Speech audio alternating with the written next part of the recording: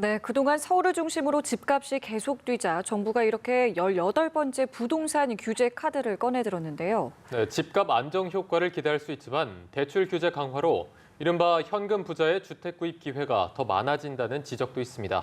나경열 기자입니다. 그동안 정부가 거의 2달에 한 번꼴로 부동산 대책을 내놨지만 서울 집값은 지난주까지 24주 연속 오름세를 보였습니다. 부동산 시장 과열이 식지 않자 결국 또다시 대책을 내놨습니다. 이번에 발표된 주택시장 안정화 방안은 지난해 9.13 대책과 마찬가지로 강력한 부동산 대책으로 평가됩니다. 전문가들은 이번 대책의 핵심으로 꼽히는 대출 규제 강화가 집값 안정 효과를 낼 것으로 전망합니다. 고가주택의 기준을 공시가격 9억 원에서 시가 9억 원으로 강화함에 따라 집값 상승을 이끄는 고가주택 수요를 억제할 수 있다는 겁니다. 9억 원 이상의 고가 거래는 올해 서울 주택 거래량의 한 5분의 1 정도를 차지하고 있는데요. 대출이 모두 강화되기 때문에 일부는 한동안 거래량이 줄어들면서 집값 안정 효과를 기대할 수 있을 것으로. 여기에다 정부가 종합부동산세 등 보유세를 인상하면 다주택자들의 매물이 늘어 집값이 떨어질 수 있습니다.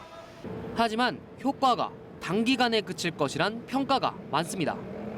1,500조 원에 이르는 부동자금이 부동산 시장 외에 갈 곳을 찾지 못하는 상황이 계속되고 있고 내년 전국 아파트 입주 물량이 올해보다 13% 정도 줄어들 것으로 예상되는 점 등이 여전히 집값 불안 요인입니다. 언급을 드려야 됩니다. 작년 9.13 대책이 나올 때는 똑같은 얘기 제가 했어요. 장기적으로 볼 때는 대출 규제가 주택시장 안정화시키는 데는 역부족이다.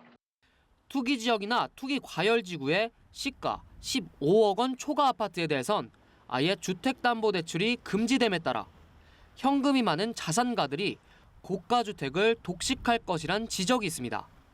또 시가 15억 원 이하의 9억 원 초과분에 대한 담보 인정 비율이 지금의 절반 수준으로 축소되면 1주택 실수요자들의 주택 구입이 더 어려워질 것으로 보입니다.